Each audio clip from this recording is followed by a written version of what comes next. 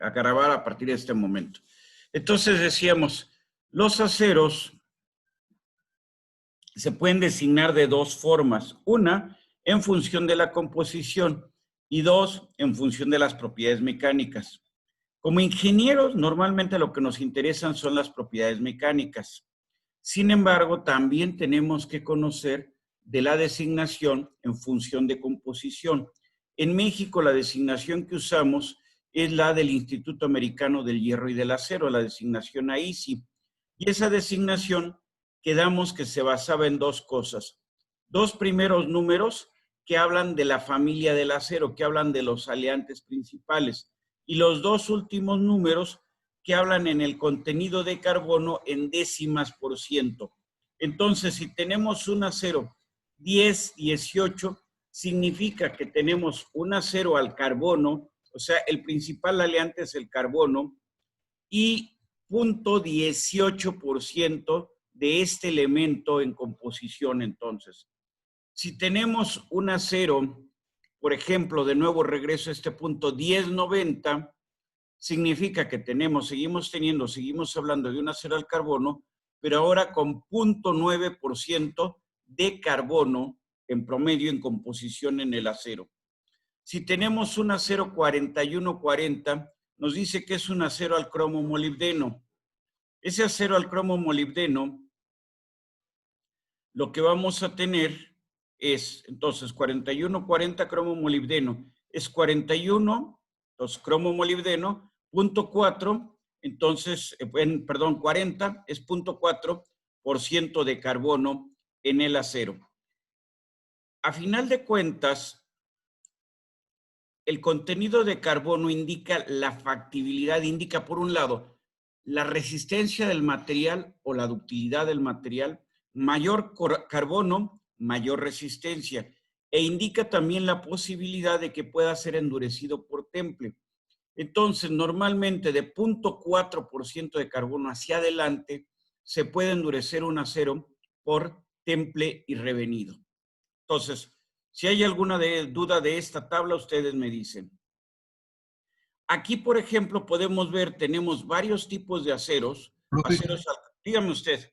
y en caso de que llegara a ser más del punto 99, o sea, Hay aceros, sí.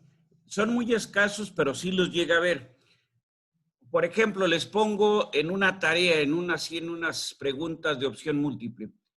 ¿Qué contenido de carbono tendrá un acero 10-120? Entonces, 10 es acero al carbono, ¿no? 120, a Chihuahua, pues el profesor nos dijo que 2 nada más y aquí hay 3 dígitos.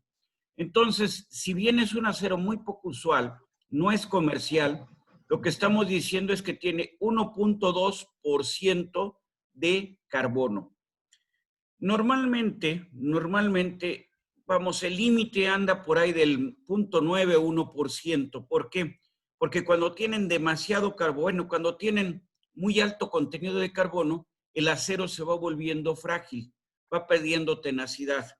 Entonces, si ustedes quieren hacer una herramienta, por ejemplo, una cuchilla, ¿sí?, que debe de mantener su filo, ¿sí?, debe de mantener durante mucho tiempo su filo, a lo mejor puede ser un acero 1090. Si ustedes quieren hacer un resorte, necesitan un amplio límite, vamos a decir, un elevado valor de límite de excedencia. Entonces, a lo mejor un acero 1060.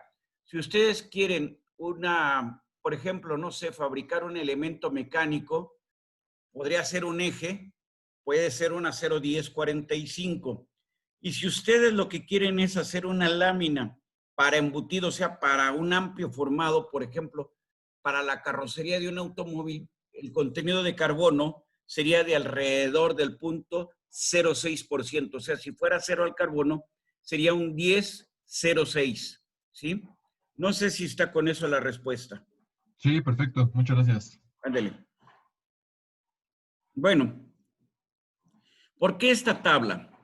Aquí muy rápido vamos a ver diferentes tipos de aceros. Los aceros de bajo carbono nunca se van a templar, no tiene sentido el que se busque endurecerlos por temple, o sea, por tratamiento térmico. Entonces tenemos un acero de bajo carbono, recocido, su resistencia, resistencia última, resistencia a la fractura, menos de 400 megapascales. Límite de cedencia, ¿con qué valor vamos a diseñar en el curso?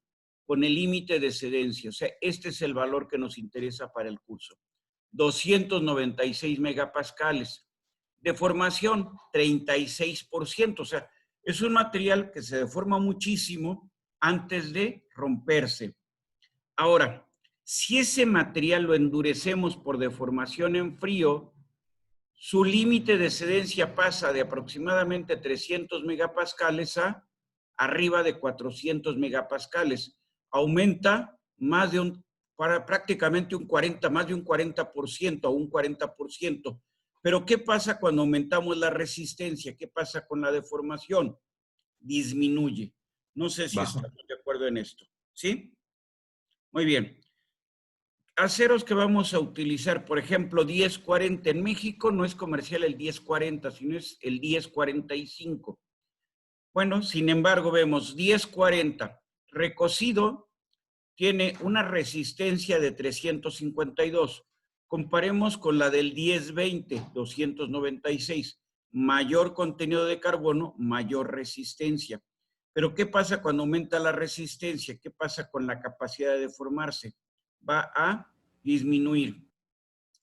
Por ejemplo, si vamos a hacer un acero para la carrocería de un automóvil, necesitaríamos nosotros que su capacidad de deformarse sea muy grande, o sea, tener un porcentaje de deformación algo así como este valor, ¿sí?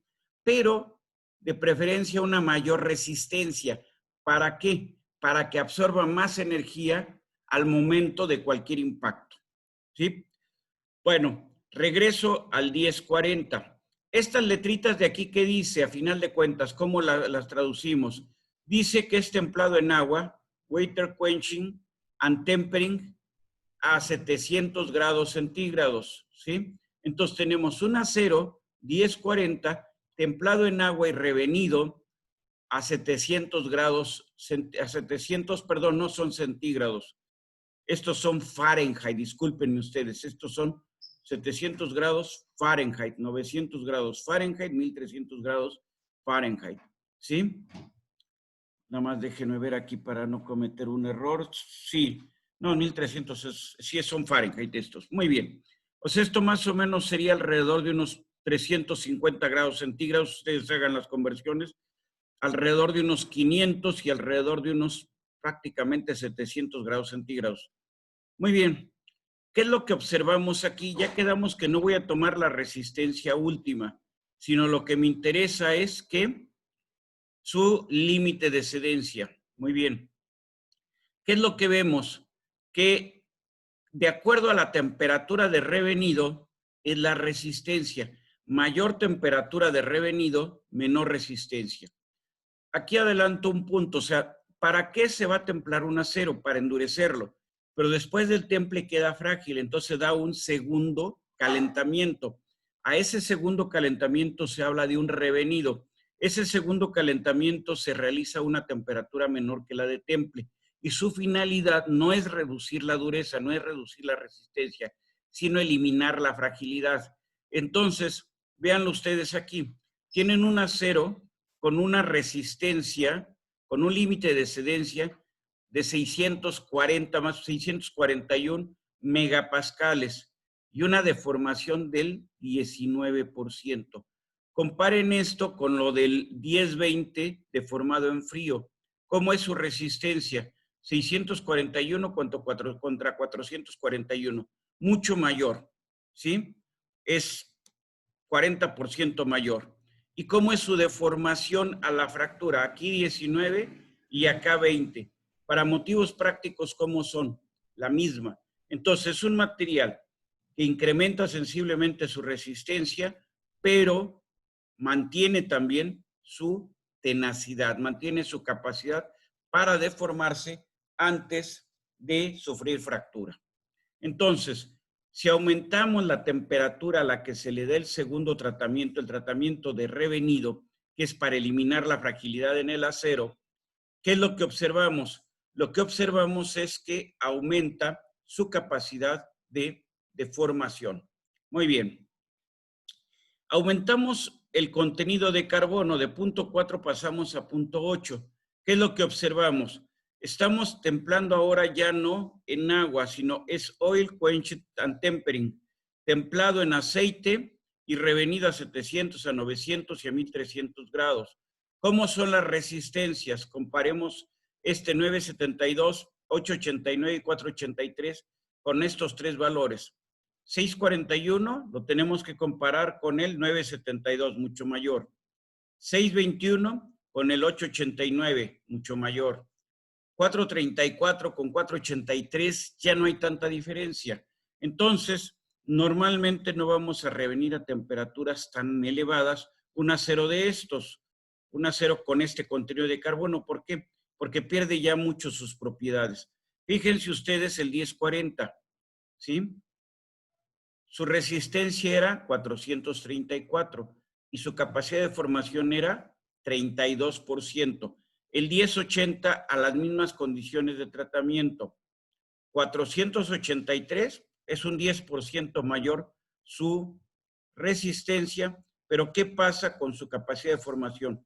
De 32% disminuye a 23%. Muy bien. Por ejemplo, un 5160 sería un acero para hacer resortes. ¿Qué resortes? Lo de la suspensión del automóvil. Muy bien. Este acero, ¿qué características tienes? Es lo que tenemos aquí. Es templado en aceite y revenido a 700, 900 y 1300. Muy bien. ¿Qué resistencias alcanza? Pues comparativamente con lo que habíamos visto, es mucho mayor.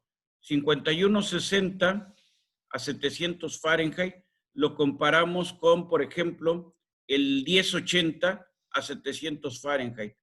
972 de resistencia y 12% de deformación. Aquí, 1462 megapascales de resistencia y 12% de deformación.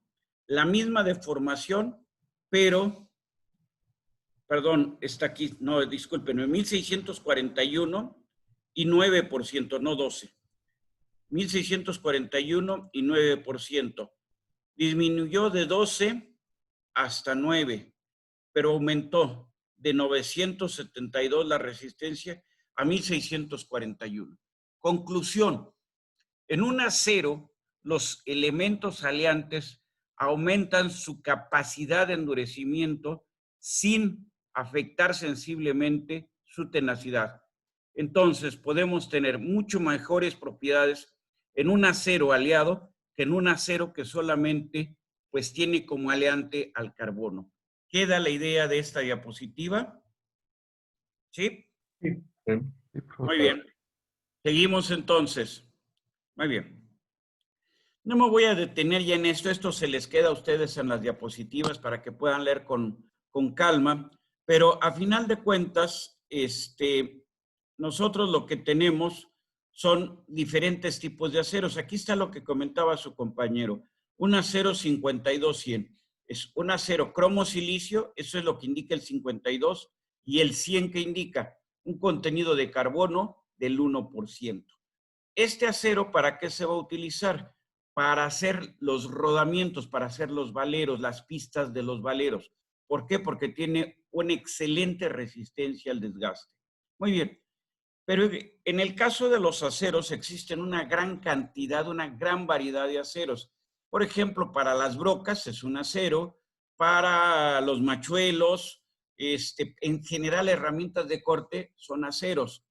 En este caso, lo que hablamos son aceros grado de herramienta y los aceros grado de herramienta se indican por letras y números, dependiendo de sus características. Por ejemplo, O, temple al aire, D, es alto carbono, alto cromo, H para trabajo en caliente, W, temple en agua, S, resistencia y resistente al impacto, M, si mal no recuerdo, es un acero, es un acero rápido al molibdeno, ¿sí? Aquí está. Un M es un acero al molibdeno con 3.5 a 10%. Nos interesa, no, es un breviario cultural nada más. También podemos tener aceros inoxidables, más que refractarios. Los aceros inoxidables, ¿cuándo los van a usar ustedes? Cuando van a diseñar algo que está sometido, vamos a decir, a condiciones, a altas condiciones, vamos a decir, a condiciones muy exigentes de resistencia a la corrosión, o sea, ambientes muy agresivos. Por ejemplo, si ahorita vamos a la cocina de la casa, que seguramente lo vamos a hacer al terminar a la clase, lo que vamos a ver es la tarja en la cocina, o sea, vamos a decir, la parte donde nosotros normalmente lavamos todos los utensilios de la cocina.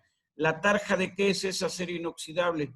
Y la tarja, ese acero inoxidable en contacto con el agua, jamás va a sufrir oxidación. Se va a acabar la cocina, se va a acabar la casa, nos vamos a acabar nosotros y va a seguir la tarja ahí. Entonces, ¿para qué usamos los aceros inoxidables? Los usamos en la producción de alimentos, ¿sí? Equipo de producción de alimentos. Los usamos también en instrumental médico. Los usamos también para prótesis, ¿sí? La designación de los aceros inoxidables está dada en función del tipo de microestructura. Entonces, hay aceros inoxidables martensíticos que se endurecen por temple, austeníticos, que son los más comunes, que los pueden identificar ustedes porque no los atrae el imán, o sea, son no magnéticos. Ferríticos, que son los más baratos, y austenoferríticos, que son aceros bastante caros, que normalmente se usan para condiciones de alta demanda ante ambientes corrosivos. Entonces, básicamente un acero inoxidable, la idea que ustedes se tienen que llevar es que es una aleación hierro-cromo. ¿Quién le da la inoxidabilidad al acero? El cromo. Para que le dé inoxidabilidad al acero se requiere 12% de cromo. Entonces, ¿puedo hacer un acero inoxidable con el 5%? No. Tendrá una mejor resistencia al medio ambiente, pero no es inoxidable. Y por último, diría yo que los aceros inoxidables se caracterizan porque forman una capa superficial de óxido protector que previene, que los protege de un posterior ataque. O sea, ¿cómo se protegen los aceros inoxidables? Oxidándose, formando una capa que es imperceptible a nosotros, que es imperceptible a la vista y que los va a proteger. Muy bien. Si hay alguna duda, ustedes me van deteniendo. Tampoco me voy a detener en estas tablas. Eduardo, dígame usted. De la diapositiva anterior, Sí. ¿qué significa ASTM y AIS? No sé dónde está, STMF 25 cromo. Esta es una designación de la American Society for Testing Materials. Acuérdense ustedes que hay agrupación, hay sociedades que designan a los materiales por resistencia y hay otras que es por composición. Normalmente la ASTM indica resistencia, o sea, garantiza resistencia.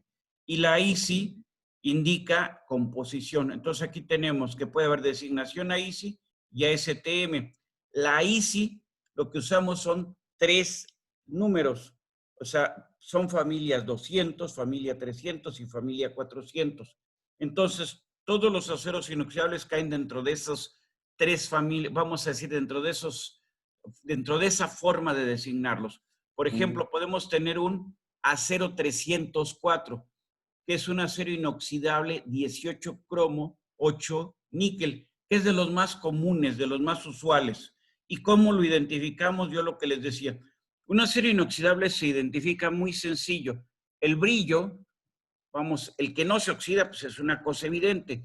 Segundo, cuando ustedes depositan una gota de ácido nítrico sobre un acero inoxidable, no le hace nada. En cambio, depositan una gotita de ácido nítrico en un acero común y corriente, luego empieza a haber reacción, se forman vapores, pero inmediatamente. Entonces es una forma muy sencilla de irlos identificando. No sé si con eso doy respuesta a la pregunta, Eduardo. Sí, gracias, profesor. Muy bien. Profe. Dígame usted. Hay un compañero que tuvo problemas con su internet y está esperando en la sala, creo que lleva un ratito. ¿Está queriendo entrar? Ajá, está esperando ahí en la sala. Es que, a ver, déjame ver, es que según yo, no tengo a nadie en la... Mire, lo que tengo aquí, de acuerdo a lo que yo tengo aquí en mi directorio, no hay nadie en la sala, o sea, todos los que han llegado a la sala les he dado la autorización. ¿Por qué no le manda un correo a su compañero que Ah, no, salga? me comenta que acaba de, creo que ya de entrar. Ah, bueno, órale, pues. Ok, Gracias. gracias, Ándale. gracias, Está profe. bien, De gracias. todos modos. Ándale, no, no está bien. Muchas gracias. Muy bien. Bueno, hasta ahí vamos bien. Recuerden ustedes que estas diapositivas ustedes las van a tener para revisar, que no necesariamente el que esté presente es que todo lo voy a detallar, porque hay cosas que, vamos, valdrá para que lo tengan de reserva, valdrá que lo tengan ustedes como para una consulta rápida, pero quizá no vale tanto la pena para estar detallando en la información que ve en la diapositiva. Profesor, Dígame usted, Ulises. tengo una duda acerca de igual sobre las presentaciones. Creo que había mencionado que las iba a A subir en subir materias AP. a materias AOP. ¿No están Ah, todavía? no, bueno, yo no las he visto y las estaba buscando desde la A ver, semana pasada. las voy a buscar hoy mismo, voy a tratar de subirlas. Normalmente todo esto yo lo hago por semana. O sea, termina la semana y empiezo a hacer todas esas cosas. Entonces, déjeme verlo. Voy a ver si están. Voy a entrar a materias AOP para ver si aparecen. Si no, les voy a volver a pedir a quien se encarga de la página que la sube el material. Y voy a ver si en Classroom también las puedo colocar. Yo, de hecho, ya en Eh, Classroom ya había pedido que las colocaran. ¿Sí? ok. Vale, Muy sí, está bien, bien. profesor. Ándele, Ulises. Sí, Ernesto, gracias. díganme usted, levantó por aquí la mano. Sí, solo, profe, quería comentarle que ya están las diapositivas Ah, en muy bien, materias muy AOP. bien. En materias AOP, bueno, gracias. Miren, ya sí, ya les puede servir. Nada más explíqueles, Ernesto, que usted cómo entró, porque luego el problema es que entren, que entren a la página y que encuentren el material, porque la página tiene bastantes cosas. ¿No nos hace favor, Ernesto, de explicarles a sus compañeros? Sí, claro que sí. Bueno, compañeros, pueden buscar en cualquier buscador materias AOP y les va a mandar un link hacia lo que es la página y hay varias materias de manufactura, mecánica de sólidos y debe aparecer el nombre del profesor. Y ya en lecturas, no, en temario, ahí tiene que aparecer todos los temas que vamos a ver y en introducción, por si estamos viendo, están las diapositivas que estamos viendo. Entonces, supongo que así van a ser todas las demás diapositivas. Así va a No ser sé si... así va a ser, así va a ser. Muchas gracias, Ernesto. Bueno, Sí, Pero, dígame, profe, dígame usted. según yo solamente está la primera diapositiva. La segunda, bueno, la primera presentación, esta que está mostrando No es está todavía. no, está la del semestre pasado. Muy bien. Lo que voy a pedirles a mi ayudante que me apoya con lo de la página es que borre todo lo del semestre anterior para que no cause dudas, porque aunque son parecidas, no hago lo mismo semestre a semestre, siempre voy modificando las cosas. Entonces le voy a pedir a mi colaborador que elimine todo lo del semestre anterior y que suba ahorita todo lo que corresponde con antecedentes, que es lo que estamos revisando. ¿Sí? Sí, Entonces, gracias. ándale. Bueno, entonces, el jueves me comentan que si ya está o si todavía no aparece esto, ¿no? Por favor, me recuerdan de ese punto. Muy bien. ¿Algún otro punto aquí que tratar? No. Profe, Dígame usted, sí, Saraí. también las clases que pues que se graban, también las sube a esa página. No, eso lo vamos a hacer a través de Classroom. Lo que pasa es, bueno, más que sí, Classroom y luego de ahí a un canal de YouTube. Esto ya debe de estar. Voy hoy a tratar de entrar por Classroom a las grabaciones, porque eso sí ya lo hicimos el fin de semana. Si la subo a materias AOP, es muy grande el archivo, son archivos de más de 100 megas. Entonces, lo más fácil es tenerlas en un canal, podríamos llamarlo particular de YouTube, para que lo único que hagan no tengan que descargarlas, sino solamente revisarlas. Entonces, debe ya de estar ¿cómo pudiéramos decir? El vínculo, el link, debe de estar ya en materias, perdón, en Classroom. Hoy reviso porque sí lo subimos el fin de semana, pero hoy reviso que el link esté funcionando, esté operando. ¿Sí? Alejandro, ¿tiene usted por ahí una duda? Bueno, primero, Saraí, ¿con eso queda la duda? Sí, muchas gracias. Ándele. Alejandro Medina, por favor. Sí, gracias, profesor. Una consulta. Yo creo que todavía no recibo la invitación para unirme al Classroom de la materia.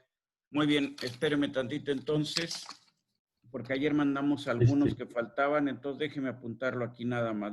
Alejandro. Mire, lo más fácil para esto, Alejandro, es que me mande un correo. Aquí ya apunté su nombre. Pero lo más fácil para mí, para hacerlo, es me manda un correo a materias AOP. Perdón, discúlpeme, estoy diciendo una cosa que no estoy diciendo una barbaridad. Me manda un correo a Armando y una O adicional sin punto y sin nada, sino una O de corrido, @unam.mx. Entonces, a vuelta de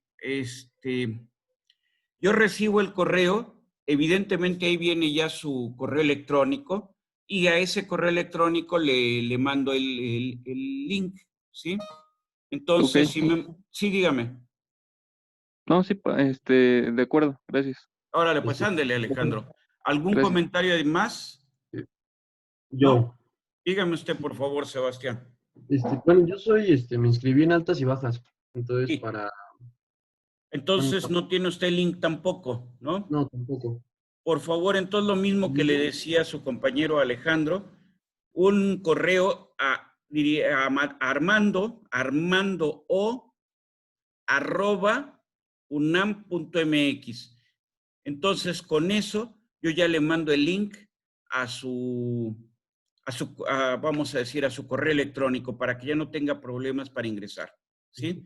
Okay. Porque de otra manera, ustedes pueden ingresar también a través de la COAET, a través de aulas virtuales.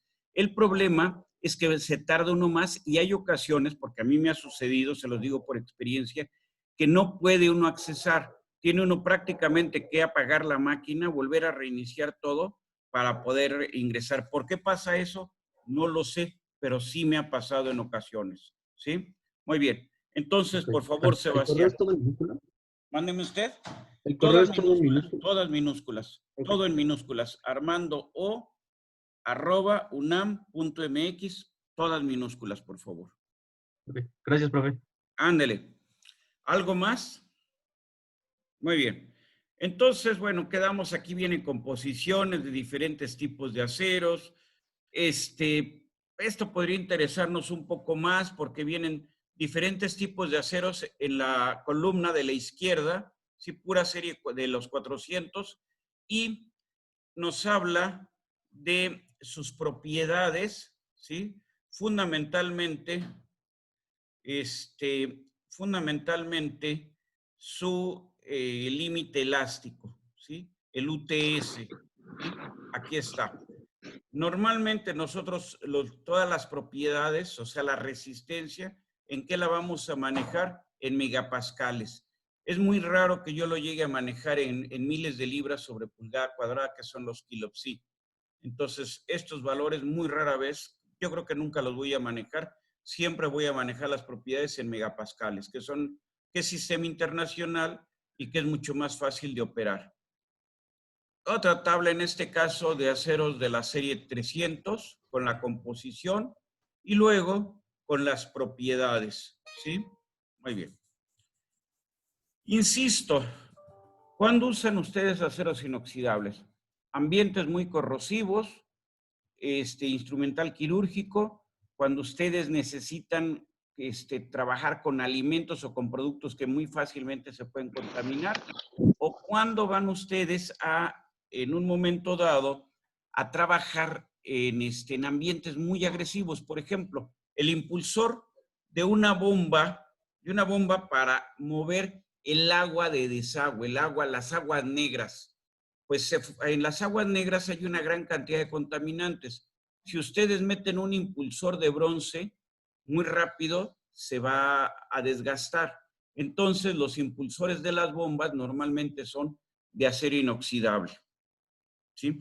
Por ejemplo, aquí una válvula, las válvulas de un motor de combustión, pues también ahí van a usar aceros inoxidables que resistan las altas temperaturas y las condiciones corrosivas, la erosión que se produce durante la salida de los gases de la combustión. Muy bien. Otra familia de aceros con sus propiedades, ¿sí? Muy bien. Entonces, En el curso lo que vamos a utilizar mucho son aceros estructurales. Esta tabla la vamos a usar mucho. Nosotros vamos a usar la designación de la Sociedad Americana de Pruebas de Materiales, la American Society for Testing Materials. Y ustedes como ingenieros, el acero más común que van a encontrar, el que, vamos a decir, el que sería como las refacciones de Volkswagen Sedán, que en todos lados hay, bueno, ahora ya no tanto, es el A36. Es el acero, vamos a decir, que se utiliza como en forma genérica. Este acero A36 tiene un límite elástico de 250 megapascales. Normalmente cuando yo les dé un problema, va a haber de dos. Una, ustedes eligen el material, esa es una, eligen algún tipo de acero, si es que vamos a usar aceros, algún tipo de aceros de esta tabla. O dos, yo les indico el material y, bueno, pues ustedes nada más lo único que requieren es fundamentalmente qué propiedad, su límite elástico, que aquí viene indicado. Límite elástico en megapascales. ¿Estamos? Muy bien. Sí. Sí, profesor. La misma varilla, que no nos interesa, pero simplemente es breviario cultural, se indica por su resistencia. Bueno, en esta tabla indica las aplicaciones de diversos tipos de aceros grado ASTM, ¿sí? Y estaba yo comentando, las mismas varillas se indican por resistencia. Hay varilla de 42, de 50 y de 60, nada más que en este caso se habla de kilogramos por milímetro cuadrado. Para muy fácilmente eso pasarlo a megapascales, simplemente multipliquen por 10. Entonces, si tengo una varilla de 42, es una varilla aproximadamente 420 megapascales. Y una varilla de 60 kilogramos por milímetro cuadrado es una varilla de 600 megapascales. O sea, estamos hablando del límite elástico del material. O sea, en propiedades mecánicas, cuando vamos a usar el material como elemento mecánico, lo que sea, una estructura, cualquier pieza, lo que necesitamos es, insisto, su resistencia. Y su resistencia estoy refiriéndome a su límite elástico. Muy bien. Esto también me voy a ir muy rápido. Hablé cuando me refería a los aceros, hablé de tratamientos térmicos. Los tratamientos térmicos son ciclos de calentamiento y enfriamiento que buscan modificar, yo diría mejorar sus propiedades mecánicas. Modificar, mejorar, ¿qué significa? Aumentar la resistencia, aumentar la tenacidad, aumentar la dureza, por ejemplo. Entonces, hay un montón de términos que vienen aquí, que son más bien del curso de materiales. No me voy a meter a detalle entonces con esto, simplemente muchas veces hablamos de aceros templados y revenidos. Entonces, aceros que están endurecidos por tratamiento térmico, ¿sí? Muy bien. Entonces, el tratamiento térmico, ¿qué es? Es normalmente un acero calentarlo a una temperatura superior a 800 grados centígrados y luego enfriarlo rápidamente para aumentar su resistencia. Al hacer vamos a decir, ese enfriamiento rápido, modificamos la microestructura del material. Posteriormente al temple podemos tener un calentamiento. Vean cómo está este diagrama. Primero en la línea en rojo, que es el temple, y luego viene un calentamiento a una temperatura menor. En el eje de las ordenadas que tenemos, la temperatura, en el eje de las abscisas que tenemos, el tiempo. Entonces, el tratamiento más común en este curso, o vamos a decir, la referencia más común que voy a hacer para un acero es templado y revenido. O sea, un material con alta resistencia y alta tenacidad, ¿sí? Muy bien, otros materiales ferrosos que llegamos a utilizar como elementos para la fabricación de elementos mecánicos son las fundiciones grises. Estos materiales solamente se pueden producir por colada, no se pueden producir por forja o por laminación o por extrusión o por doblado, no se pueden deformar. Son materiales que solamente por colada y maquinado los vamos a llevar a su geometría final. Se identifican fundamentalmente por el tipo, por la forma que tiene el carbono en la microestructura. El carbono puede ser laminar, como está aquí en esta figura, de abajo a la izquierda, y entonces, en este caso, hablamos de una fundición gris, ¿sí? Una fundición gris común y corriente. O puede ser globular, y entonces hablamos, como es en la figura que está a la derecha, y entonces hablamos de un hierro nodular o hierro dúctil. Muy bien. Hasta ahí como palabras como esto ya no me voy a meter a detalle. Entonces, normalmente la ventaja de las fundiciones es su bajo costo, ¿sí? Esa es su gran ventaja. Entonces, elementos mecánicos, por ejemplo, aquí vemos un volante. Un volante normalmente ¿para qué sirve? Puede ser para que lleve unas bandas y transmita a través de esas bandas un cierto par, o puede ser simplemente para que nos garantice la inercia, nos le dé inercia a un sistema mecánico. Entonces, esa sería la función que tenemos en un volante. ¿Y un volante cómo lo vamos a hacer? Normalmente fundido. Y normalmente lo vamos a hacer ¿de qué? De una fundición gris. Muy bien, no me voy a meter ya en esto queda en sus diapositivas nada más. Muy bien. Hasta lo que tenemos ahorita, lo que yo pediría es dudas que ustedes tengan sobre aceros y materiales ferrosos, pensando que no es un curso de materiales y que solamente lo que busco es tener un lenguaje común con ustedes. ¿Qué dudas tienen en este instante? ¿No hay? Ustedes me dicen. ¿No hay dudas? No, profe. Creo Muy que bien. todo bien, profe. Muy bien, perfecto. Entonces déjenme ahora salir de esto porque hay veces que se me traba aquí el sistema. Bueno, entonces déjenme ver, aquí debo de tener otra pantalla. A ver, déjenme ver si es esto o no. Aquí está antecedentes no ferrosos. Me voy a ir a esta pantalla. A ver, no sé si ya ahí cambió la pantalla o sigue la misma que teníamos hace rato. Ya cambió. No, ya cambió. ¿Ya cambió? Debe decir si estamos en la misma, si estamos en la misma línea, debe de estar, seguimos con antecedentes, aleaciones no ferrosas, polímeros y materiales compuestos. ¿Tienen esa pantalla? Sí, está bien, profe. Sí, profe. Sí. Gracias. Muy bien, entonces, a ver, ¿qué es lo único que busco ahorita? Alguien puede decir, oiga, maestro, nos está pegando la aburrida del año. Yo lo sé, pero no es mi intención tanto aburrirlo, sino que tengan una idea general. Algunos de ustedes ya llevaron su curso de materiales, ¿sí? Sean mecánicos, sean industriales, mecatrónicos, biomédicos, ya llevaron su curso de materiales, pero normalmente no lo han llevado. Entonces, lo único que busco es que se tenga una idea de qué materiales, qué ventajas y qué limitaciones vamos a tener al utilizarlos en nuestro curso, al utilizarlos en el diseño de elementos mecánicos. Muy bien. ¿Qué vamos a hacer ahorita? Ya hablamos de los ferrosos, que son aceros y fundiciones. De los ferrosos, los más usuales, lo que más vamos a utilizar en el curso son los aceros. Y de los aceros, los que más vamos a utilizar son aceros o al carbono o aleados, ¿sí? Ligeramente aleados. Entonces, ¿qué otros materiales nos interesa ahora? Desde el punto de vista de los metales me interesan las aleaciones de aluminio, las aleaciones de cobre. Yo diría que con eso ya cubrimos fundamentalmente la parte más importante. En la actualidad cada vez tienen mayor importancia las aleaciones de magnesio y las aleaciones de titanio, entonces también vamos a platicar un poco.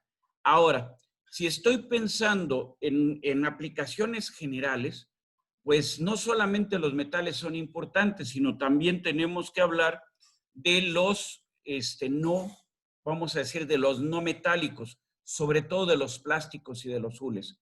En el caso de los ingenieros biomédicos, pues va a haber muchas cosas, bueno, para todos, pero particularmente ahorita diría yo para los biomédicos, muchos elementos que van a ser fabricados en plástico, ¿sí? O quizá en hule. Muy bien. En el caso del aluminio, la designación la da la Asociación Americana del Aluminio, ¿sí? Entonces, esta Asociación del Aluminio nos indica que las diferentes aleaciones de aluminio se indican por 4 dígitos, igual que era con los aceros. En esos dígitos, el primero, lo que nos indica es la familia, lo que nos indica es el aleante, y los otros, lo que nos indica es el tipo particular, es la designación particular del material, ¿sí? Cuando a ustedes les dicen que es un aluminio y les indican una designación con 3 dígitos, se les están refiriendo a un aluminio que se produce por colada. La pregunta sería, ¿y qué no son lo mismo? No. Normalmente las piezas de aluminio que se producen por colada llevan como aleante al silicio. Son aleaciones aluminio, silicio y algún otro elemento. ¿Qué ventaja tiene el aluminio? Vamos a decir desde el punto de vista mecánico. Pueden alcanzarse altas resistencias y dos, tiene muy baja densidad. Recuerden, acero 7.8 de densidad, aluminio 2.6. Entonces el aluminio tiene una densidad de 1/3 la del acero. Entonces, en un avión, pues habrá piezas que por cuestiones de resistencia o de resistencia a las altas temperaturas, podrán ser a lo mejor en aleaciones de níquel, ¿sí? O níquel cromo, cosas por el estilo. Pero toda la estructura del avión, o sea, todos vamos a decir, los elementos que mecánicamente soportan al avión, ¿sí? Están fabricados de vigas de aluminio. Entonces, esas serían, por ejemplo, ahí vemos una aplicación típica para los aluminios. Entonces, en los aluminios quedamos, el primer dígito nos indica familia, ¿sí? Entonces, si yo les digo un aluminio 2017, les estoy diciendo que es un aluminio aleado con cobre. Si les digo, es un aluminio 3003, ¿sí? 3003, es un aluminio aliado con manganeso. Si les digo que es una aleación, no sé, 6017, es una aleación que está tratada, es un aluminio que lleva que está aliado con magnesio y con silicio. Y si les digo un aluminio 5014, pues es una aleación de aluminio magnesio. En los aluminios luego van a aparecer letras. Las letras indican el tratamiento. H, el grado de endurecimiento por trabajo en frío. O, que está el material recocido, o sea que va a tener baja resistencia. F, que no lleva ningún tratamiento, tal como salió de fabricación, así se lo están entregando. Y T, les habla del tratamiento térmico, ¿sí? Muy bien. Entonces, en el caso del aluminio, se puede producir por laminación, por extrusión, se puede forjar. El aluminio es un material muy noble para poderse trabajar. Es muy fácil de maquinar y tiene muy buenas propiedades mecánicas. El único inconveniente con respecto al acero es que, bueno, tiene dos inconvenientes. Su módulo de elasticidad es más pequeño, o sea, es 1/3 del acero. Eso significa mayores deformaciones. Dos, su costo es mayor, ¿sí? Muy bien. Entonces, por ejemplo, esos perfiles que ven ahí en la imagen, espero que ya haya cambiado la diapositiva, son perfiles estructurales que, bueno, no se usan para construir un edificio, pero sí se usan para aplicaciones arquitectónicas o en las ventanas de la casa, en todas las cuestiones de ventanería, o a lo mejor para hacer algún, por ejemplo, en los baños, etcétera. El aluminio, al igual que el acero inoxidable, tiene la ventaja de que no se oxida, no se corroe. Lo que el aluminio no aguanta son soluciones cáusticas, o sea, soluciones que son básicamente, vamos a decir, con pHs muy, ¿cómo pudiéramos llamarlo? Con pHs mayores de 8, ¿sí? Acuérdense que el pH es el grado de acidez o de alcalinidad de una solución. pH 7 es el pH del agua, o sea, es el pH neutro.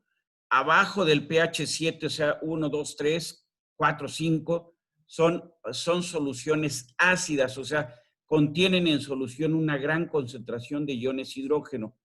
Arriba de 7 son soluciones que van a ser alcalinas, ¿sí? Entonces, en este caso, disminuye la concentración ya de iones hidrógeno. Tienen una baja concentración de iones hidrógeno. Diferentes geometrías de perfiles, no hay mayor problema. Diferentes geometrías de piezas fundidas. Normalmente cuando son, habíamos dicho, aleaciones de aluminio para colada, son aluminio, silicio y algún otro elemento como aleante de acuerdo a las propiedades que necesitamos en esta pieza. Volvemos aquí, está de nuevo la tabla, pero ahora nos fijamos que son no 4, sino 3 dígitos. ¿Eso qué significa? Que es la designación de aluminio para fundición. Entonces, si les hablo de un aluminio 108, pues es una aleación que tiene más del 99% de aluminio, es prácticamente un aluminio puro. Y si les hablo de una 214, es un aluminio cobre. Si les hablo de una 512, es una aleación aluminio-magnesio para colada. Muy bien. ¿Para qué usamos el aluminio? Por ejemplo, yo pregunto a ustedes, bueno, voy a empezar en la lista como siempre. ¿Por qué los pistones de un automóvil son de aluminio? ¿O qué ventajas, cuál es la razón de hacer un pistón de aluminio? Emiliano Reyes, por favor. ¿Puede repetir la pregunta, por favor? A ver, va de nuevo, a ver. Explíquenos usted por qué los pistones en un motor de combustión se hacen o se fabrican, se producen en aluminio. Normalmente aleaciones aluminio-cobre, aluminio-silicio-cobre, por ejemplo. ¿Cuál es la razón, Emiliano? ¿Cuál piensa usted que es la razón? ¿Queda la idea? ¿O no queda la idea? No, la verdad no se me ocurre. A ver. Piensen ustedes en el pistón. ¿Por la temperatura? Muy bien. Son ligeros también, ¿no? Exacto, ahí está. Exactamente.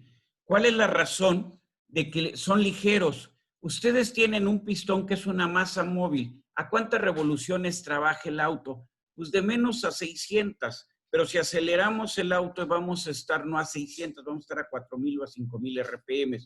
Entonces imagínense ustedes las fuerzas inerciales. ¿Qué pasa con el pistón? Va en una dirección y un instante después va en otra dirección, ¿sí?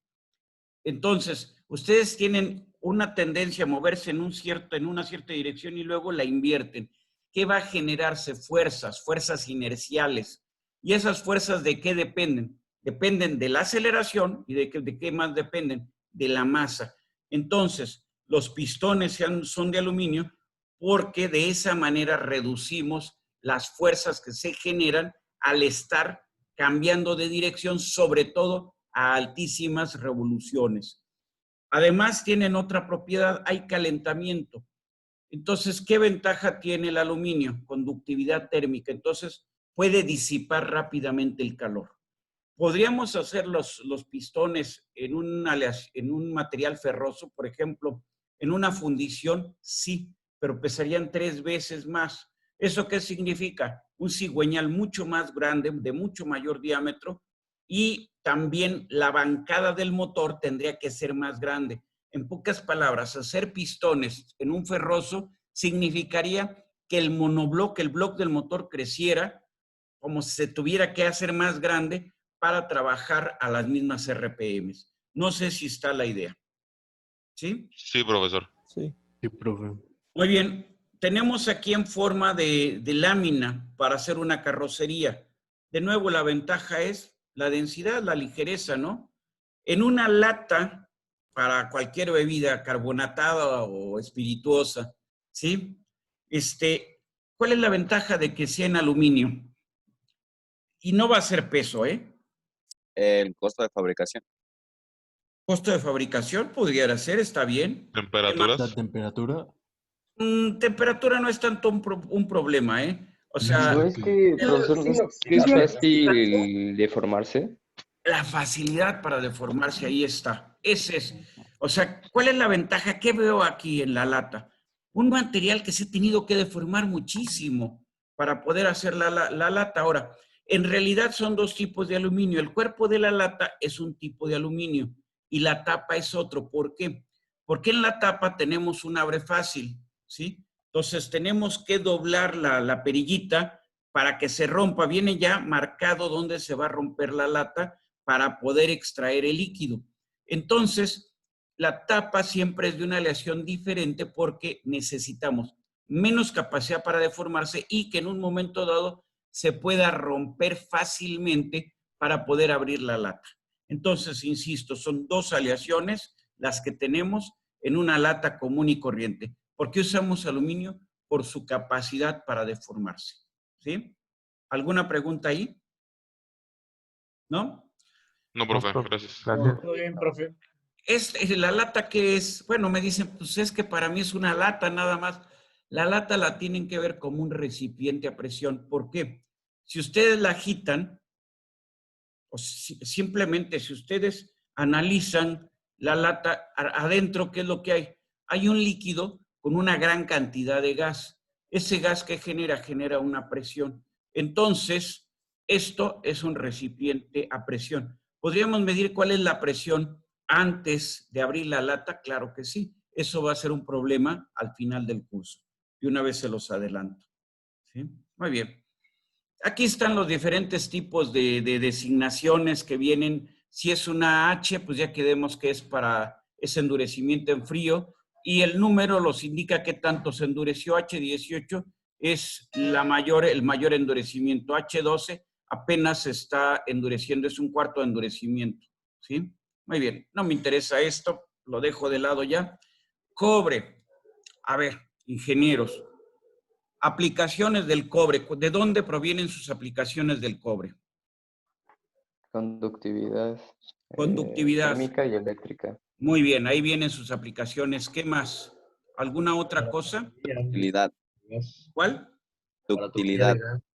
Maleabilidad. Maleabilidad, gran capacidad para deformarse.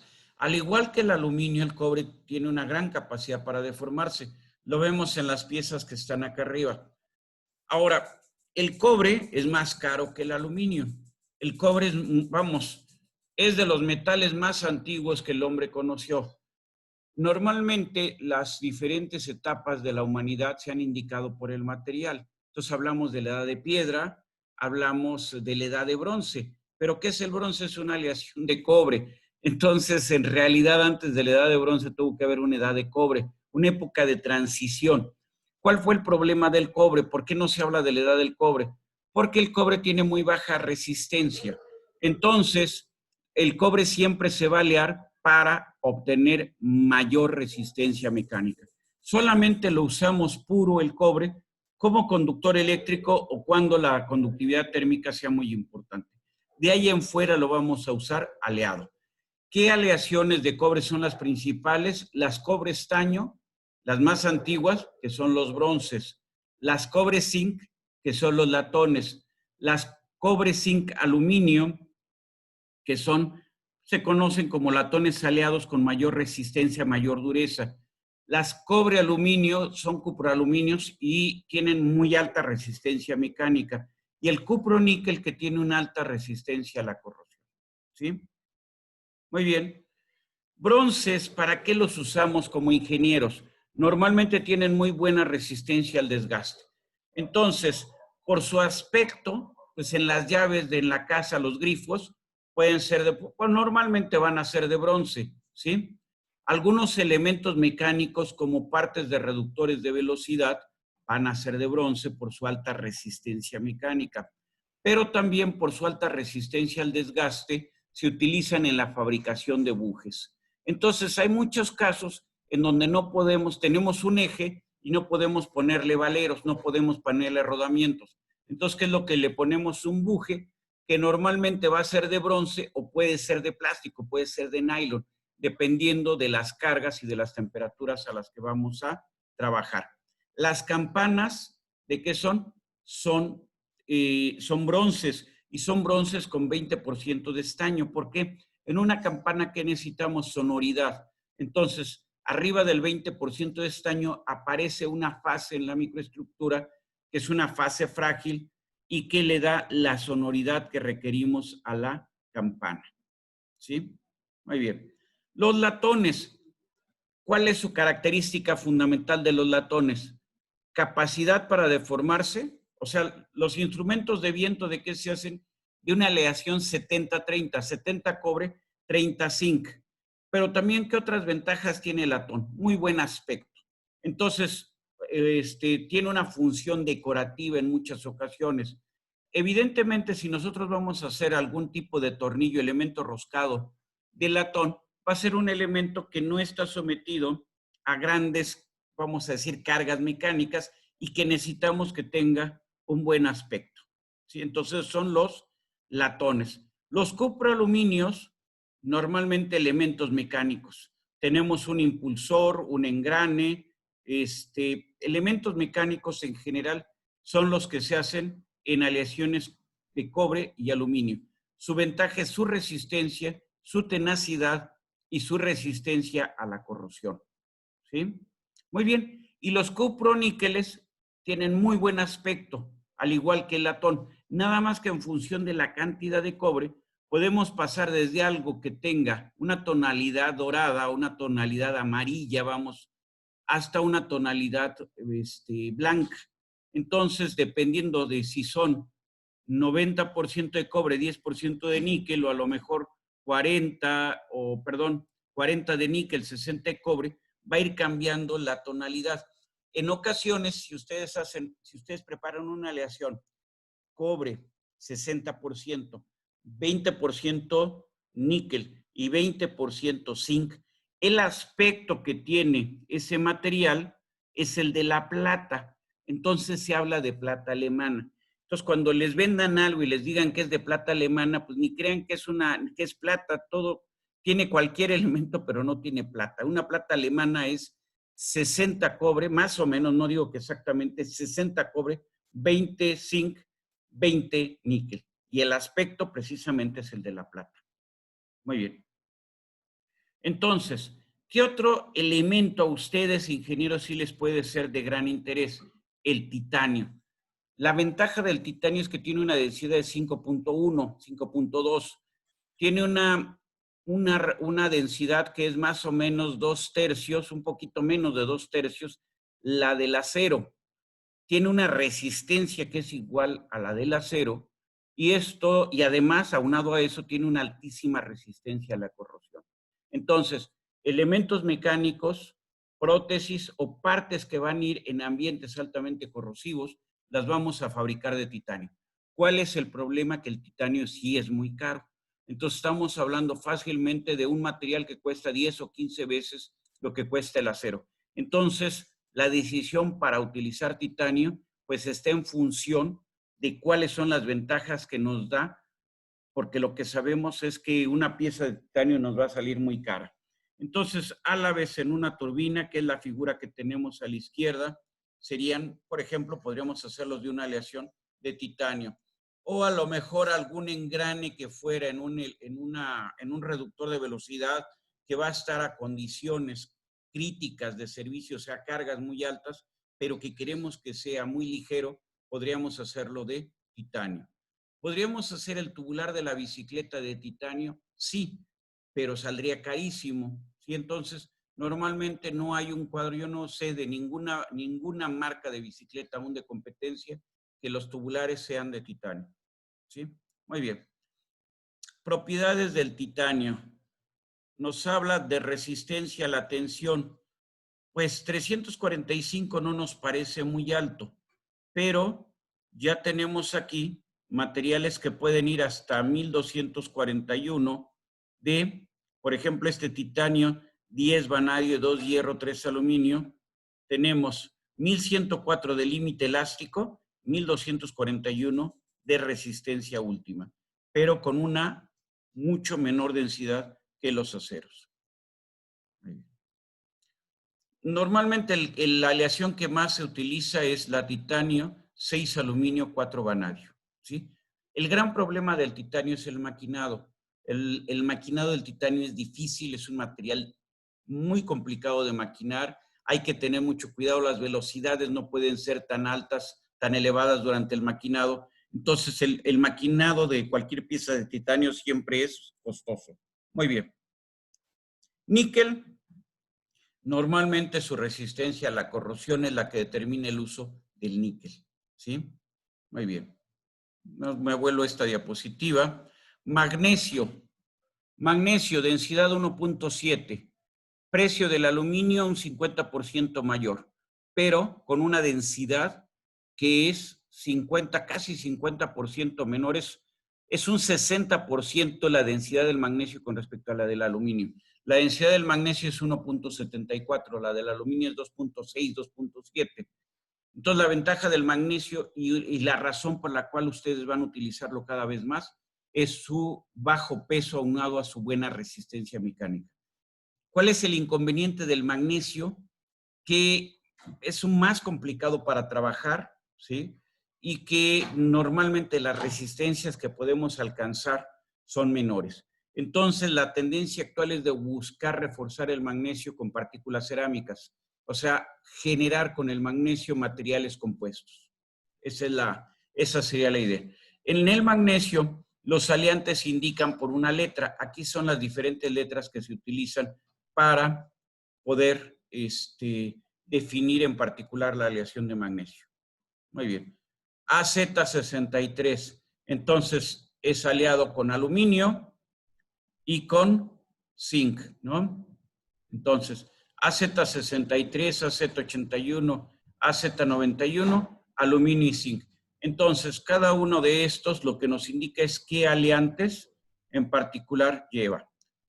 La resistencia del aluminio no es tan alta y su resistencia a la corrosión es muy mala. Entonces, lo que tenemos que buscar es cómo lo aleamos para darle mayor resistencia mecánica. Muy bien. Profe, ¿qué es electrón 21? ¿Mande? ¿Electrón 21 qué es? Es un nombre de fabricante. O sea, lo que te podría decir así, esa no me la sé exactamente qué sea la aleación. Es simplemente, es una aleación de magnesio, base magnesio con aluminio y con algo más. Estrictamente, ¿qué es ese algo más? La verdad te mentiría si te digo. No sé si está la respuesta. Sí, profe, gracias. Ándale. ¿Para qué usamos el magnesio? Perdón.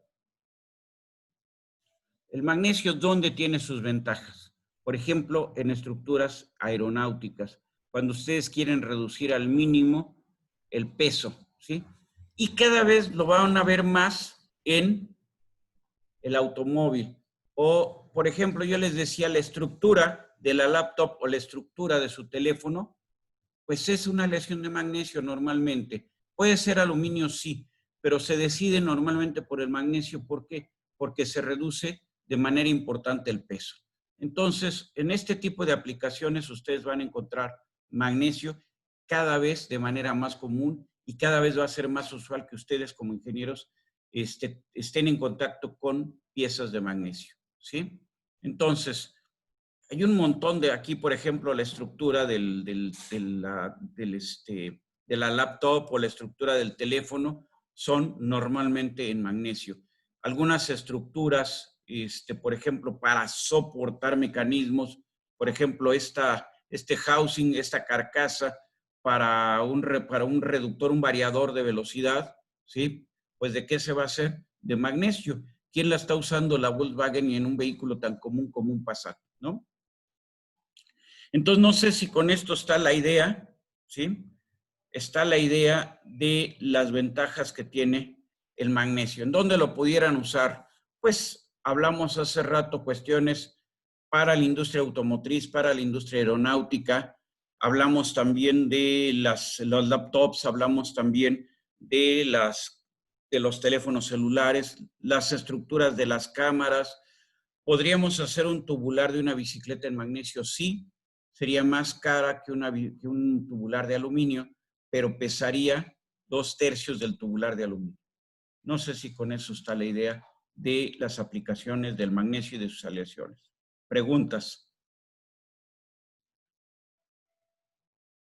Muy bien. De momento no, profe. ¿No? De momento no, profe, muy claro. Gracias. Muy bien.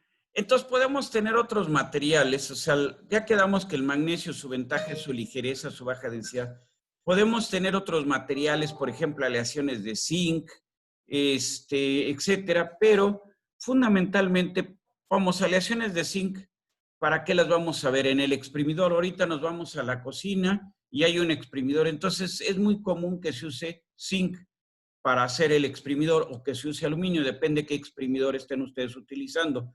Pero realmente desde la perspectiva de este curso ya no me es, vamos a decir, de interés. Entonces me voy a ir brincando esto y vamos a entrar a esta parte. Polímeros. ¿Qué ventaja tienen los polímeros? Díganme ustedes. Ahí tienen varias aplicaciones para los polímeros, fundamentalmente para los plásticos. Con base en esas imágenes, ¿Qué ventajas van a tener los polímeros? ¿Quién me dice? Que son aislantes. Aislantes. Eso puede ser ventaja o puede ser desventaja, pero normalmente si Bueno, los vamos sí. a utilizar es que es una ventaja. Pensemos aquí en esta prótesis, en una prótesis de cadera. Esta parte metálica pues puede ser una aleación de cromo, ¿sí? O podría ser a lo mejor, bueno, voy a pensar en cromo. Pero lo que va aquí en el, vamos a decir, la contra, que va en la cadera, en el hueso de la cadera, esto va a ser una pieza de nylon. ¿Para qué? ¿Cuál es la ventaja de esto? Que tenga bajo desgaste o prácticamente nulo desgaste, que el coeficiente de fricción sea muy bajo, que soporte las presiones que sobre estas se están aplicando. Y entonces, esa es una operación, este tipo de sustituciones son muy comunes, sobre todo en la gente vieja. Ustedes, por los próximos 50 años, no van a tener inconvenientes con este tipo de cirugías. Pero, por ejemplo, yo ya estoy llegando a una época en donde ese tipo de cirugías son muy usuales. O sea, la gente vieja se cae y lo primero que se fractura es precisamente en la cadera. Y entonces hay que hacerle una operación para sustituir lo que sería la cabeza del fémur y vamos a decir, la parte donde va la cabeza ya en el hueso de la cadera, ¿sí? Entonces se sustituyen los dos elementos y bueno, tienen otros 10 años de vida caminando razonablemente bien, ¿sí? Este es no solamente por una caída, sino luego las personas ya para caminar empiezan a tener problemas porque ya los cartílagos se les desgastaron, empiezan a tener dolor. Entonces hay que hacer ese tipo de operaciones. Entonces, ¿cuál es la ventaja del polímero? Pues bajo coeficiente de fricción y mínimo desgaste. ¿Por qué el desgaste es importante? Porque las partículas pueden provocar el rechazo del cuerpo sobre el implante que se está haciendo. Entonces, espero que con eso más o menos quede ahí la idea. En la imagen de abajo podría ser una impresora, podría ser una máquina de estas ahora para manufactura aditiva, etcétera, etcétera, ¿no? Los engranes, los elementos mecánicos, ¿de qué están hechos? De plástico. ¿Cuál es su ventaja? Su bajo peso, ¿no? Ahí sí es su bajo peso. Como las cargas son muy pequeñas, pues no me importa que tenga baja resistencia mecánica el plástico. Muy bien. Entonces, las ventajas de los plásticos, fundamentalmente a nosotros los tipos de plásticos que nos van a interesar son los plásticos de ingeniería. Son sus buenas propiedades mecánicas, sus buenas propiedades químicas en términos generales. ¿Qué plásticos van ustedes a conocer? Bueno, el polietileno de baja densidad no nos interesa, es con lo que se hacen todas las bolsas donde se envasa granos, o sea, llámenle arroz, llámenle frijol, etcétera, etcétera. Entonces es un material muy común, muy barato.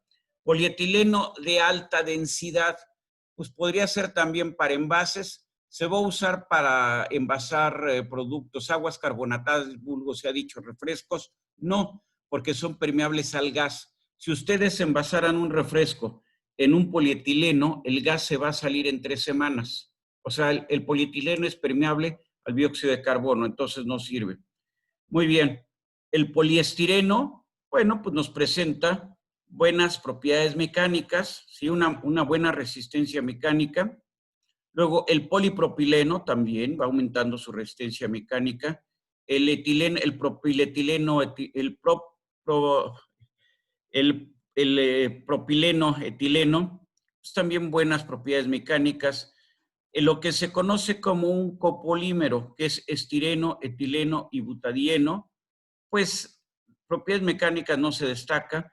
Poliestireno de alto impacto sí tiene mejores propiedades mecánicas. Entonces, lo que observamos aquí es que las propiedades mecánicas en un plástico con respecto a las de un metal son mucho menores. Esa es la primera cuestión. En los metales hablábamos de centenas de megapascales. Aquí estamos hablando de decenas de megapascales. Entonces, un metal tiene una resistencia, un orden de magnitud cuando menos mayor que un plástico. Entonces, ese es un problema de los plásticos. Otro problema de los plásticos es su módulo de elasticidad es muy bajito. Es 2 órdenes de magnitud menor que el de los metales. Aquí hablamos de un módulo de elasticidad de 1.25 gigapascales. En un metal hablamos de un módulo de elasticidad de 100 o de más de 100 gigapascales. ¿Sí? Muy bien, pero ¿qué ventaja pueden tener? Pues resistencia al desgaste, peso. Pues, alguien de ustedes lo comentó, uno de ustedes comentó ahorita, no son conductores eléctricos, entonces son ventajas que vamos a tener en los plásticos. Entonces, dependiendo qué tanto los endurecemos, pues tenemos aplicaciones en muy diferentes áreas, ¿sí? En general, entonces, nos permiten reducir peso, nos permiten generar elementos que sean translúcidos, nos permiten, por ejemplo, generar elementos que tengan buena resistencia mecánica, aquí como estos escudos para los policías, y nos permiten producir piezas que puedan ser herméticas a ciertos gases. Por ejemplo, el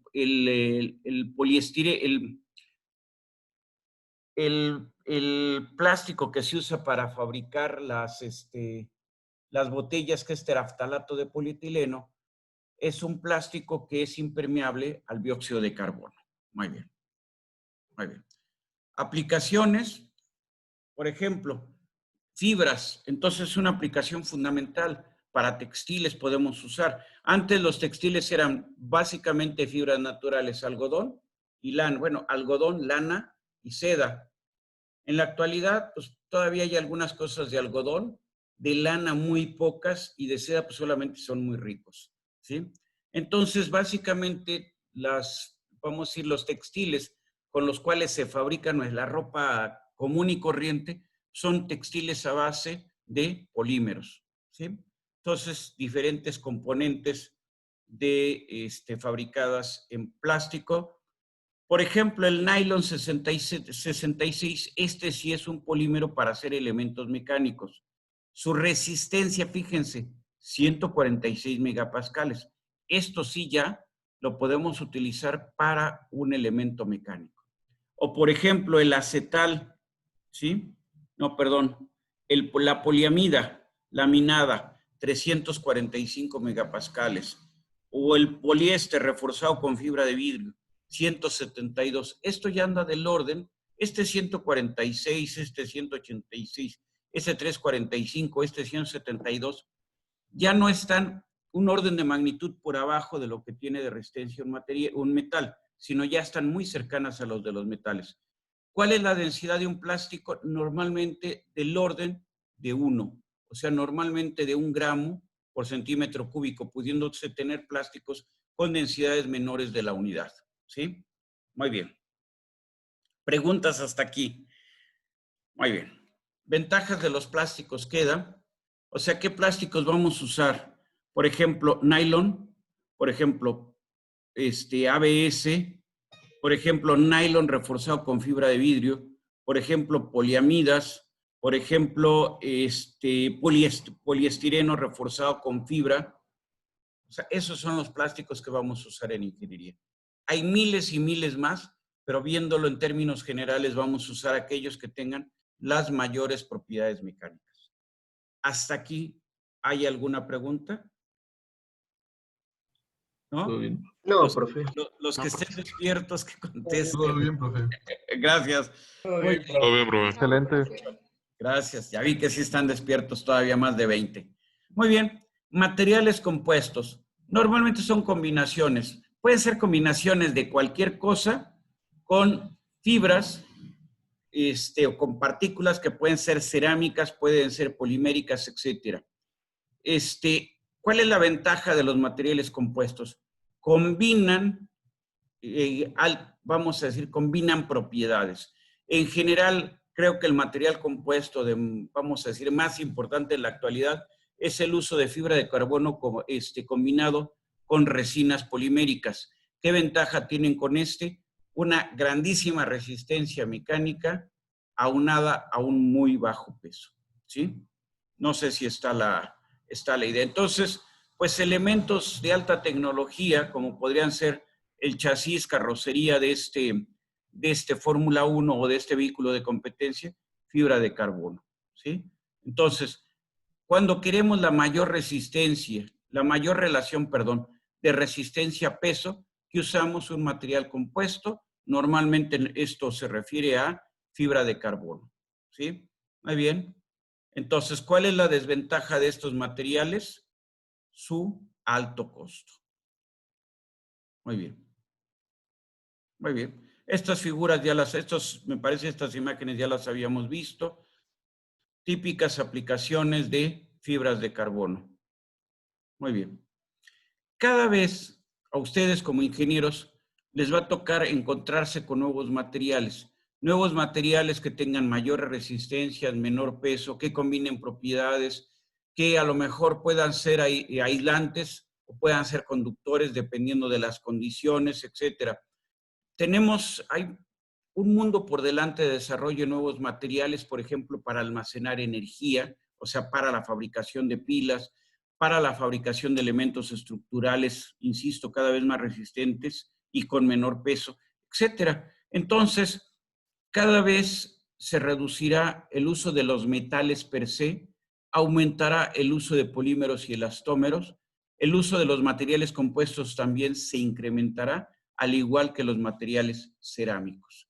Los metales nunca van a perder actualidad por sus propiedades, por lo menos no para lo que esperamos de vida nosotros o de vida como ingenieros, no van a perder vamos a decir, su posibilidad o su capacidad de aplicación.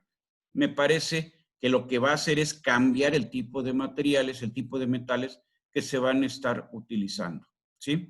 El costo, por ejemplo, del material en su reprocesamiento va a ser fundamental, el consumo de energía va a ser fundamental y eso va a dar como consecuencia que cada vez se utilicen más materiales, más aleaciones base aluminio y base magnesio. Muy bien. Hasta ahí. Muy bien. Entonces, esto es lo que tenemos en esta parte. Entonces, nos falta algo, nada más un comentario. Para ustedes como ingenieros, para mí como ingeniero, la madera como que no tiene mucho sentido. Sin embargo, en Estados Unidos y en Europa sí es un elemento estructural.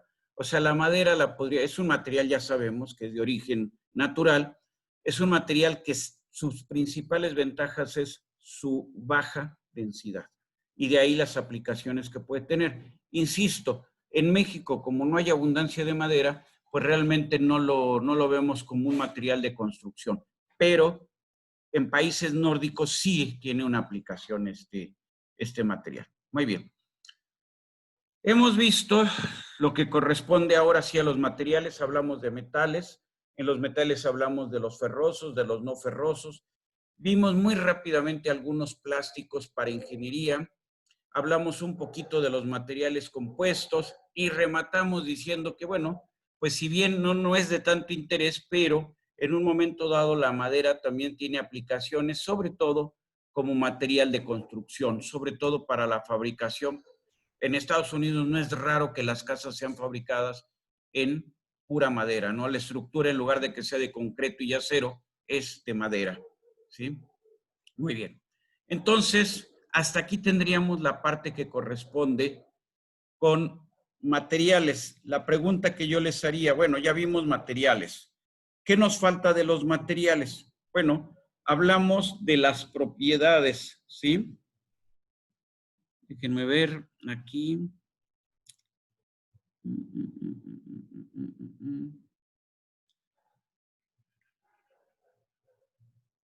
Déjenme ver si es esta. No, aquí estamos ahorita. Esto no. No, esto ya está fuera. Entonces déjenme aquí a ver si puedo salirme, porque luego no me deja salir. Ahí ya está. Muy bien. Entonces, vamos aquí. Según yo, aquí están no ferrosos, aceros. Muy bien, me voy a ir aquí. Antecedentes, propiedades. Prometo aburrirlos nada más 20 minutos ya. A ver, ¿qué es lo que pretendo ya para terminar el día de hoy? Ya hablamos de los materiales. Lo que voy a ver ahorita es cómo medir sus propiedades. Para que no estemos... Voy a hablar de algunas propiedades y voy a hablar de cómo medirlas. Estamos en un curso que habla es mecánica de sólidos. Entonces, lo que vamos a hacer es calcular elementos mecánicos. Para calcular esos elementos mecánicos necesitamos conocer las propiedades mecánicas. Las propiedades mecánicas las vamos a ver en dos ámbitos. Uno, las características implícitas a la aleación. O sea, características que no se ven modificadas ya. Entonces, eso las vamos a llamar constantes elásticas. Una constante elástica es el módulo de elasticidad o módulo de Young, el coeficiente de Poisson. Bueno, primero, módulo de elasticidad representa la relación de un esfuerzo normal con una deformación normal.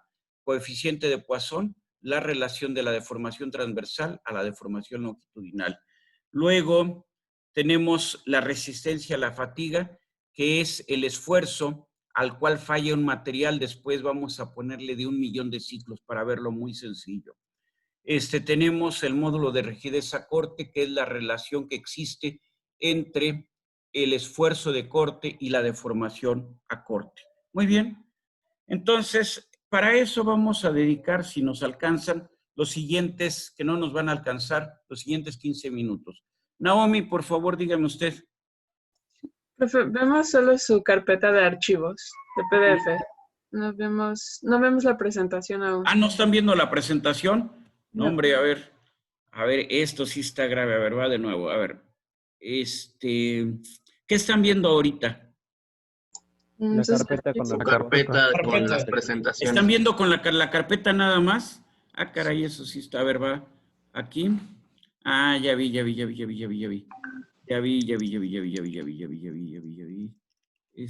A ver, permítanme un segundo.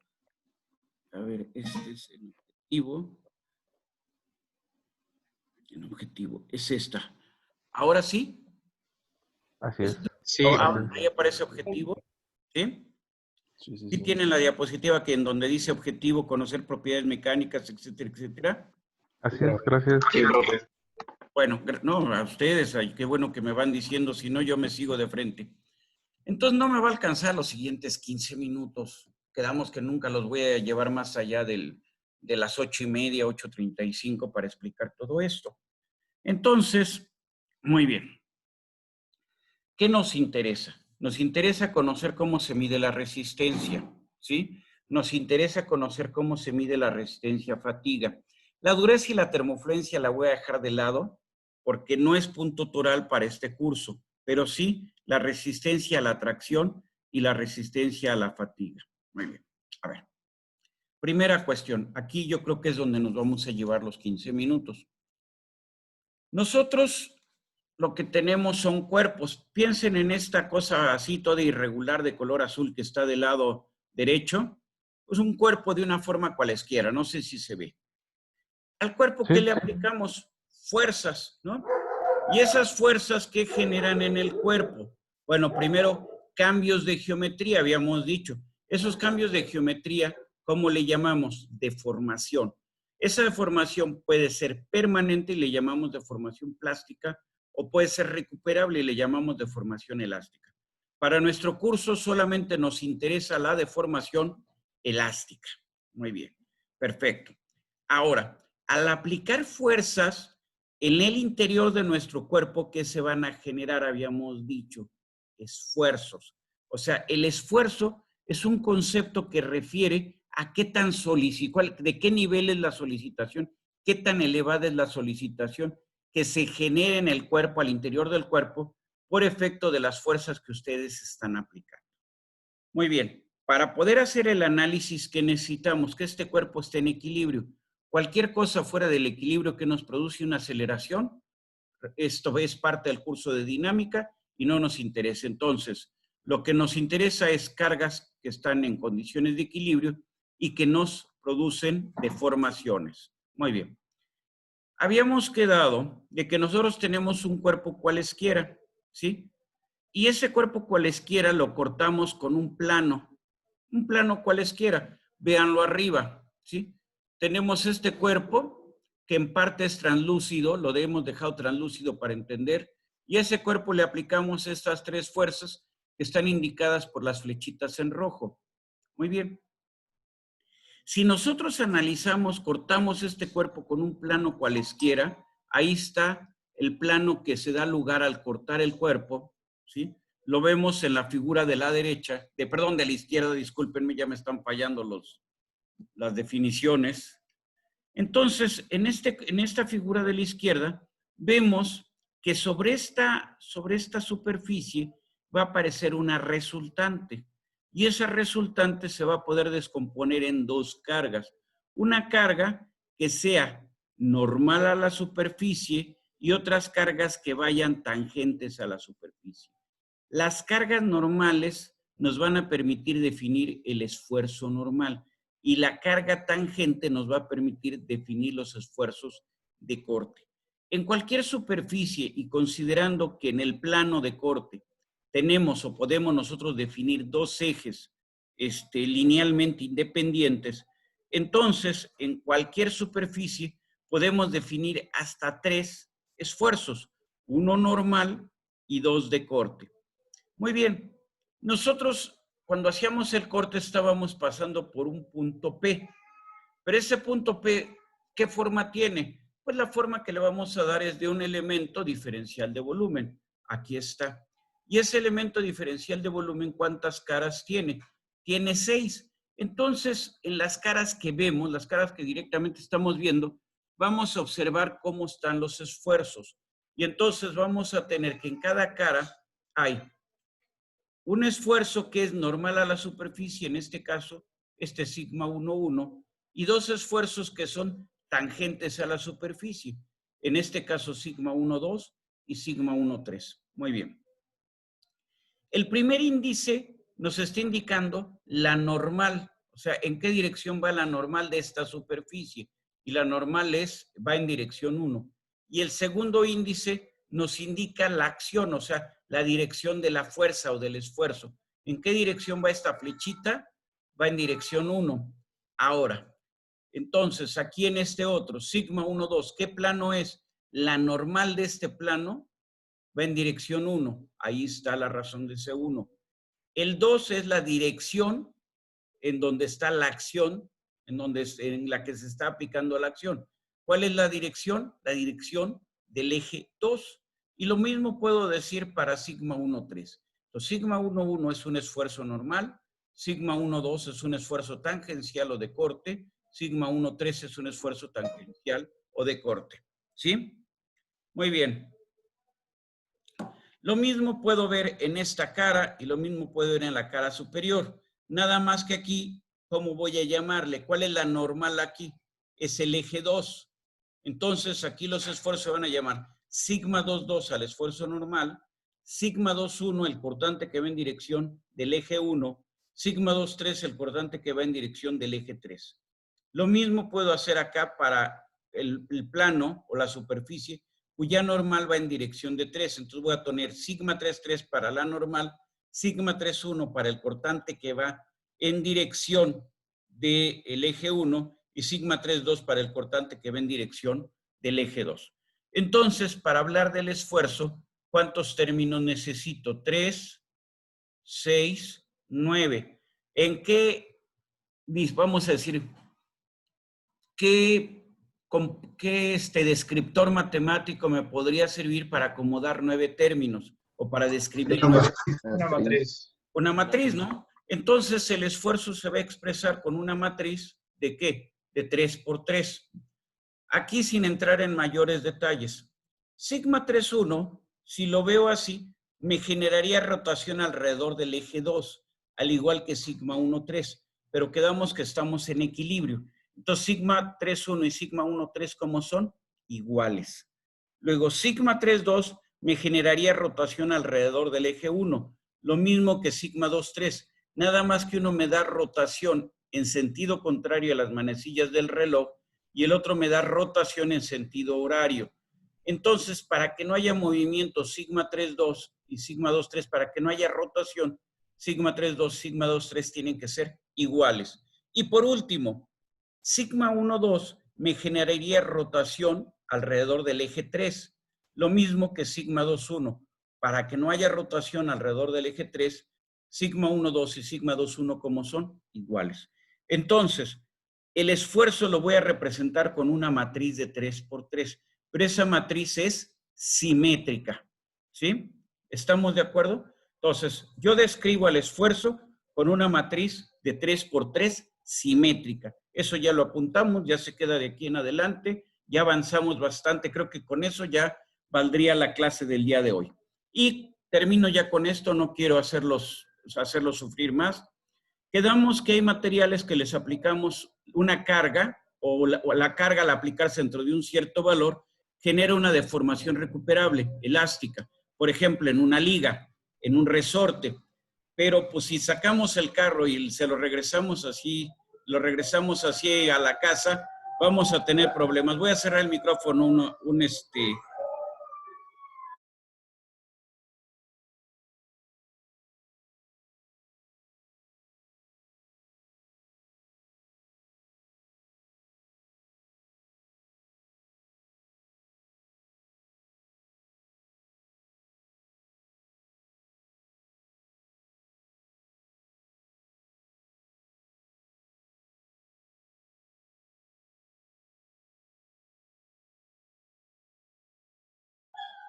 Perdón por tener que cerrar el micrófono, pero luego tengo sonidos ambientales. Todavía siguen los sonidos ambientales.